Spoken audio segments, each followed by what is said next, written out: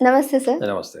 Sir ఒబేసిటీకి చాలా కారణాలు ఉన్నాయంటారు. But ఒబేస్‌గా అవ్వకుండా ఉండాలంటే, ఓవర్ వెయిట్ అవ్వకుండా ఉండాలంటే, మనం తీసుకునే డైట్‌లో చేంజెస్ ఏ విధంగా ఉండాలి? ఒబేసిటీకి చాలా రీజన్స్ ఉన్నాయి. అంటే పర్టిక్యులర్‌గా ఫ్యాట్ డిపాజిట్స్ అంటాం. అంటే ఇప్పుడు కొంతమందికి హ్మ్. ఏదంటే టోటల్ బాడీ ఫ్యాటీగా ఉంటే ఒబేసిటీ అంటాం జనరల్‌గా. యెస్. అండ్ ఓవర్ వెయిట్ అంటే ఏజ్ ప్రకారం, హైట్ ప్రకారం ఎంత వెయిట్ ఉండాలి, హ్మ్. హెల్తీ వెయిట్ అంటాం. దానికంటే ఎక్స్ట్రా ఉన్నదాన్ని ఒబేసిటీ అంటాం. ఓకే. బట్ చాలా మందికి ఏదంటే ఈ ఒబేసిటీతో పాటు ఫ్యాటీ డిపాజిట్స్ కొన్ని ప్లేసెస్‌లో హ్మ్. అంటే టోటల్ బాడీ ఒకలాగా ఉండి కొంతమందికి ఆడ్‌గా కూడా ఇప్పుడు టోటల్‌గా లావుగా ఉన్నా అదేం అనిపియదు. హ్మ్. బట్ కొంతమందికి ఏంటంటే పర్టికులర్‌గా ఇప్పుడు జెంట్స్ లోపల బెల్లీ ఫ్యాట్ అన్న ఎక్కువ. మొత్తం బాడీ నార్మల్‌గా ఉంటుంది. ఓన్లీ ఫ్యాట్ ఫ్యాట్ పొట్ట దగ్గర అబ్డామిన్‌లో, మాత్రమే ఎక్కువ నడుములో ఉంటుంది. ఇదంతా సైడ్‌కి డిపాజిట్ అయిపోతుంది. బాగా హెవీగా కనబడుతుంది. హ్మ్. అండ్ లేడీస్‌లో జనరల్‌గా ఏదంటే పొట్ట కంటే కూడా ఎక్కువ థైస్ లోపల, గ్లూట్స్ లోపల, హిప్స్ లోపల ఎక్కువ ఉంటుంది. అండ్ కొంతమంది చేతుల్లో కూడా, కాళ్ళల్లో అంటే పర్టికులర్ థైస్‌లో. హ్మ్. సో ఇది పర్టికులర్ లేడీస్‌లో ఎక్కువ ఉంటుంది. అండ్ మాక్సిమం ఏంటంటే మెనోపాజ్ టైంలో చాలా మందికి ఎక్కువ ఉంటుంది. ఎందుకంటే హార్మోన్స్ ప్రాబ్లమ్ వల్ల హ్మ్. ఇది అవుతుంది. సో ఫస్ట్ రీజన్ ఏంటంటే ఇక్కడ కూడా హెరిడిటరీ టెండెన్సీ ఒకటి ఉంటుంది. హెరిడిటరీ పేరెంట్స్‌లో ఒబేసిటీ ఉందంటే ఆటోమేటిక్‌గా వచ్చే ఛాన్సెస్ ఎక్కువ ఉంటాయి. సో వీళ్ళు ఇంకా చాలా కేర్‌ఫుల్ ఉండాలి. సెకండ్ థింగ్ న్యాచురల్‌గా డైట్. మనం తీసుకునే అంటే న్యాచురల్ ఫుడ్స్ తగ్గించి ఏదైతే షుగర్ ఐటమ్స్ అంటే కూల్ డ్రింక్స్ గానీ, బేకరీ ఐటమ్స్ గానీ, non vegetarian, out side food ఎక్కువ తినేవాళ్ళు వీళ్ళలో కామన్‌గా వస్తుంటది ఒబేసిటీ అండ్ ఈ ఫ్యాట్. తర్వాత ల్యాక్ ఆఫ్ ఫిజికల్ యాక్టివిటీ. హ్మ్. ఎక్సర్సైజెస్, వాకింగ్, యోగా ఇలాంటివి ఏం చేయకుండా బద్ధకంగా లేజీగా ఉండి ఇలా ఉండేవాళ్ళు. తర్వాత లేట్ నైట్స్ మేలుకునే వాళ్ళంటే నైట్ సరిగ్గా నిద్ర లేకపోవడం, ఇర్రెగ్యులర్ డైట్ టైంకి తీసుకోకపోవడం. అంటే కొంతమంది ఏంటంటే మార్నింగ్ లేవడమే లేట్‌గా లేచి బ్రేక్‌ఫాస్ట్ 12కో ఎప్పుడో తిని, హ్మ్. లంచ్ 3, 4 డిన్నర్ 12కో, 1 ఎప్పుడో తిని అలాగే పడుకొని. సో ఇవన్నీ కూడా రీజన్స్. కారణం. సో ఇవి తగ్గాలి. అండ్ ఆఫ్‌కోర్స్ ఆల్కహాల్ కన్జంప్షన్ దాంతో పాటు ఆల్కహాల్ తీసుకున్నప్పుడు దాని థమ్స్ అప్ గాని ఇట్లాంటివి ఏవో తీసుకుంటారు వాళ్ళు ఆల్కహాల్‌తో పాటు. లేదంటే బియర్ తాగడం. సో హ్మ్. ఇవన్నీ కూడా ఫ్యాటీ డిపాజిట్స్ పెరగడానికి ఛాన్సెస్ ఎక్కువ ఉంటాయి ఒబేసిటీకి. అండ్ కొన్ని అండర్‌లయింగ్ డిసీజెస్ పర్టిక్యులర్‌గా ఇప్పుడు థైరాయిడ్ ప్రాబ్లమ్స్ ఉంటాయి కొంతమందిలో. హైపోథైరాయిడిజం అంటాం. అంటే టీఎస్‌హెచ్ అనేది బాగా పెరిగిపోవడం. అదొక రీజన్. అండ్ లేడీస్‌లో పీసీఓడీ. హ్మ్. పీసీఓడీ వలన కూడా సేమ్ థైరాయిడ్ లాగానే ఒబేసిటీ రావడం ఇలా జరుగుతుంటాయి. అంటే ఇర్రెగ్యులర్ పీరియడ్స్ వచ్చి పీరియడ్స్ డిలే అయిపోయి 2 మంత్స్‌కో, 3 మంత్స్‌కో రావడం. ఆటోమేటిక్‌గా దాంతో ఏందంటే ఫ్యాట్ పెరిగిపోతుంటది. Period okay. రెగ్యులర్‌గా వచ్చే వాళ్ళకి కంట్రోల్ ఉంటుంది. హార్మోన్స్ బ్యాలెన్స్ ఉంటాయి. హ్మ్. అంటే అన్నెసెసరీ ఫ్యాట్ గాని, అన్నెసెసరీ ఇవన్నీ పీరియడ్ టైమ్‌లో ఎళ్ళిపోతాయి. హ్మ్. సో ఇది సరిగ్గా లేకపోవడం వల్ల కూడా లేడీస్‌లో ఒబేసిటీ వస్తుంది. ఓకే. సో దీనికేంటంటే ఫస్ట్ మెయిన్ థింగ్ ఏంటంటే డైట్. డైట్ చాలా కేర్‌ఫుల్‌గా తీసుకోవాలి. హ్మ్. ఎవరికైనా సరే ఆ! ఖచ్చితంగా అది. డైట్. హ్మ్.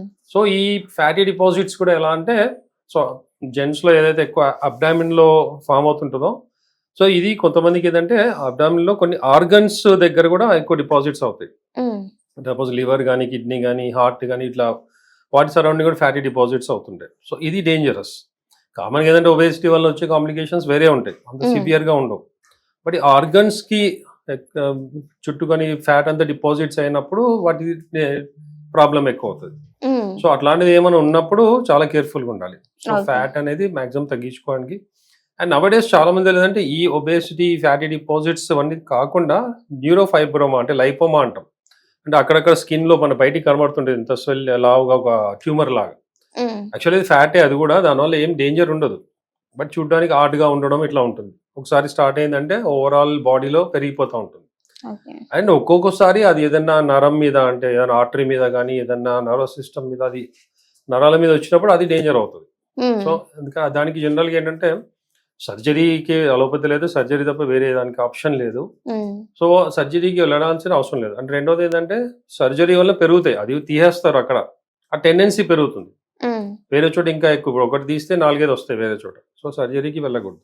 హ్మ్. సో ఫస్ట్ ఇంపార్టెంట్ ఏంటంటే డైట్ మెయింటైన్ చేయడం, physical activity and sleep patterns కరెక్ట్‌గా మెయింటైన్ చేయడం. అండ్ పర్టిక్యులర్‌గా ఈ లేడీస్‌లో ఈస్ట్రోజన్, జెంట్స్‌లో టెస్టోస్టిరాన్ హ్మ్. హార్మోన్స్ తగ్గడం వల్ల ఈ ప్రాబ్లమ్ ఎక్కువ వస్తుంటది. పర్టిక్యులర్ ఈ ఫ్యాట్ డిపాజిట్స్ అనేది. సో అవి బ్యాలెన్స్ చేయాలి. సో ఇవి పెరగాలంటే కూడా ఫిజికల్ యాక్టివిటీ చాలా ఇంపార్టెంట్. అండ్ జెంట్స్‌లో కూడా ఎక్సర్సైజ్ చేయడం, వాకింగ్ చేయడము, సిటప్స్ అంటే మనం ఇవి ట్రెడ్‌మిల్ ఇట్లాంటివి ఏవైతే ఉంటాయో బాగా లోయర్ ఎగ్జాంపుల్ ఎక్సర్సైజ్ బాగా చేయాలి. హ్మ్. సో దీనివల్ల ఏంటంటే ఈ హార్మోన్స్ అనేది బ్యాలెన్స్ అయ్యి మజిల్స్ లోపల అంటే స్ట్రెంత్ అయ్యి బోన్ స్ట్రెంత్ అయ్యి ఈ ఫ్యాట్ అనేది తగ్గుతుంది. సో ఫ్యాటీ డిపాజిట్స్ తగ్గాలంటే బ్యాలెన్స్ చేయాలన్నమాట, హార్మోన్స్ బ్యాలెన్స్ చేయాలి, ఇవన్నీ చేయాలి. సో అందుకని బిగినింగ్లోనే ఎప్పుడైతే మనం ఓవర్ వెయిట్ అవుతున్నాము అయిన అంతే తర్వాత వస్తుంది. కాకుండా కొద్దిగా పెరుగుతుంది, మనకి అవుట్ ఆఫ్ కంట్రోల్ అవుతున్నాం. కొంతమంది ఏంటంటే అరే మేము ఎక్కువ తినట్లేదు అయినా కూడా పెరుగుతున్నాం అంటారు. సో అక్కడ సమ్ ప్రాబ్లం ఉంది, మన మెటబాలిజం ప్రాబ్లం కావచ్చు, హార్మోన్స్ ప్రాబ్లం కావచ్చు. సో ఇది ఎందుకు అవుతుంది అనేది ఫస్ట్ చెక్ చేయించాలి. ఇనీషియల్ గానే తీసుకుంటే ట్రీట్మెంట్ అనేది అది పెరగకుండా కంట్రోల్ చేయొచ్చు. సో అందుకని చాలా మంది కొద్దిగా ఫ్యాట్ పెరుగుతుంది ఏం కాదనుకుంటారు. సో దానివల్ల కూడా డేంజర్ వస్తుంది. సో అందుకని కొద్దిగా బ్యాలెన్స్ అంటే వాళ్ళ హైట్ ప్రకారం ఎంత వెయిట్ ఉండాలి, ఆ వెయిట్ మెయింటైన్ చేయాలి కంపల్సరీ. ఓకే, మీ దగ్గర ఏ ట్రీట్మెంట్స్ ఉంటాయి సార్? జనరల్గా ఏంటంటే ఇప్పుడు లైపోమా ఇట్లాంటివి ఏంటంటే చాలా క్రానిక్, అంటే ఫస్ట్ మా ట్రీట్మెంట్ వల్ల పెరగకుండా కంట్రోల్ అవుతుంది, కొత్తవి రాకుండా. దెన్ అది మెల్లమెల్లగా కరిగిపోతాయి. And even fat, belly fat కానీ, ఒబేసిటీ కానీ. సో మామూలుగా ఏంటంటే బిఎంఆర్ ఏదైతే బేసల్ మెటబాలిక్ ఇవి అంటామో, అంటే మన అరగడం బాడీలో డైజెషన్ అనేది సరిగ్గా లేకపోవడం ఉంటుంది. సో అది ఇంప్రూవ్ అవుతుంది మా దాంతో, మెటబాలిజం అనేది ఇంప్రూవ్ అవుతుంది. అండ్ ఫ్యాట్ అనేది ఎక్స్ట్రా ఫ్యాట్ కరగడానికి ట్రీట్మెంట్ ఇస్తాము. అండ్ వాళ్ళకి డైట్ కూడా మెయింటైన్ ఏదైతే చెప్తాం అనమాట, కొద్దిగా కౌన్సిలింగ్ కూడా ఇస్తాం. కొంతమందికి ఏంటంటే డిప్రెషన్ వలన ఇలాంటి కొన్ని రీజన్స్ ఉంటాయి, దానివల్ల నిద్ర పట్టకపోవడం కానీ ఇలాంటివి, దానికి కూడా ట్రీట్మెంట్ ఉంటుంది. అండ్ వాళ్ళకి ఏదైతే డిప్రెషన్ వల్ల చాలా మంది ఏంటంటే ఫుడ్ మీద ఎక్కువ కాన్సన్ట్రేట్ చేస్తారు, ఎక్కువ అది ఇది తినేస్తే వాళ్ళ మైండ్ కొద్దిగా రిలాక్స్ అవుతుంది అనుకుంటారు. సో అది కూడా ఏం తింటే మనకు ఫిజికల్గా మంచిది, బాడీకి మంచిది, అండ్ డిప్రెషన్కి కూడా, మైండ్ కూడా కొంత మన డైట్ ఉంటుంది యాక్టివేట్ చేయడానికి, డిప్రెషన్ తగ్గించడానికి. ఫర్ ఎగ్జాంపుల్ బాగా స్ట్రెస్ ఉన్నప్పుడు ఒక చాక్లెట్ తినండి, చాలా అంటే రిలాక్స్ అవుతుంది మైండ్. సో ఇలాంటి కొన్ని టిప్స్ ఉంటాయి. సో డైట్ ఏమేమి తీసుకోవాలి, ఎక్సర్సైజ్ కూడా మరీ జిమ్కి వెళ్ళి హెవీగా చేయక్కర్లేదు. ఆ స్ట్రెస్ ఉన్నప్పుడు మనకి నిద్ర రావడానికి కొన్ని ఎక్సర్సైజెస్ ఉంటాయి. సో మేము జనరల్గా పేషెంట్స్కి ట్రీట్మెంట్ ఇచ్చి కౌన్సిలింగ్ కూడా చెప్పి ఏమేమి చేయాలి, ఏమేమి చేయకూడదు, డూస్ అండ్ డోంట్స్ అంటాం జనరల్గా. సో ఇవన్నీ కూడా మెయింటైన్ చేయాలి.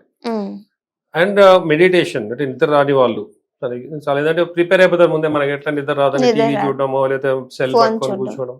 సో వాళ్ళకి ఏదంటే అట్మాస్ఫియర్ని ఎలా చేంజ్ చేసుకోవాలి స్లీప్ కోసం, ప్లస్ మైండ్ని ఏ విధంగా ట్యూన్ చేయాలి, ఇది కూడా ఇంపార్టెంట్. సో దాంతోపాటు ఇవన్నీ మెయింటైన్ చేస్తూ మా ట్రీట్మెంట్ వల్ల నిద్ర బాగా వస్తుంది, డైజెషన్ ఇంప్రూవ్ అవుతుంది, ఫ్యాట్ తగ్గుతుంది, ఒబేసిటీ కూడా మెల్లమెల్లగా నార్మల్గా వచ్చేస్తుంది. Okay, thank you so much. నమస్తే.